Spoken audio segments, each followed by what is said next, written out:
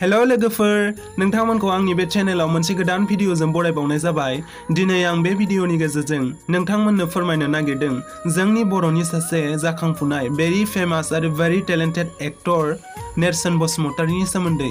बिथाङा दिनैसिम मोनबेसे फिल्मसफोराव फाव खालामबोखो आरो सोर सोरनि डिरेक्शनाव सोर सोर क' एक्ट्रेसफोरजों जयै खामानि मावबोखो बेफोरनि सोमोन्दै फोरमायगोन।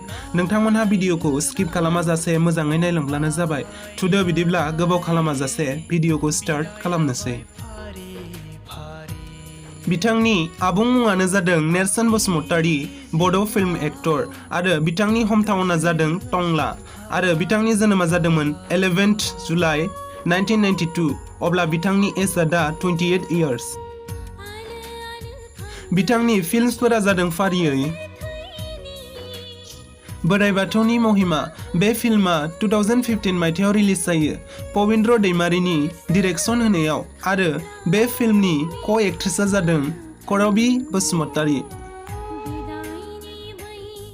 बेनि उनाव बाथौ थान्दै। बे फिल्मा 2016 मायथाइयाव रिलिज जायो पबिन्द्र दैमारिनि डिरेक्शन होनायावनो आरो बे फिल्मनि क' एक्ट्रेसआ जादों अनसुमै बर'। आरो बेनि उनाव सिरिनाय बिबारनि मोदोमनाय। बे फिल्मा 2017 मायथाइयाव रिलिज जायो मोगथां बसुमतारीनि डिरेक्शन होनायाव आरो बे फिल्मनि क' एक्ट्रेसआबो अनसुमै बर'। बेनि उनाव मोनफिननाय बराद। बे फिल्मा 2018 मायथाइयाव रिलिज जायो पबिन्द्र दैमारिनि डिरेक्शन होनायाव आरो बे फिल्मनि क' एक्ट्रेसआ करबी बसुमतारी। बेनि उनाव बिदाय। बे फिल्माबो 2018 मायथाइयावनो रिलिज जायो मोगथां बसुमतारीनि डिरेक्शन होनायाव आरो बे फिल्मनि क' एक्ट्रेसफोरा जादों समायना बसुमतारी आरो अनसुमै बर'। बेनि उनाव दागो।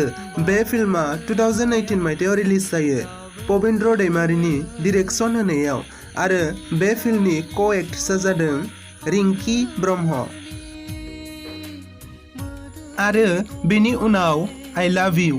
बे फिल्माबो 2018 मायथाइयावनो रिलिज जायो सपन कुमार ब्रह्मनि डिरेक्शन होनायाव आरो बे फिल्मनि क' एक्ट्रेसफोरा जादों लिपिका ब्रह्म आरो जुमु रानी ब्रह्म।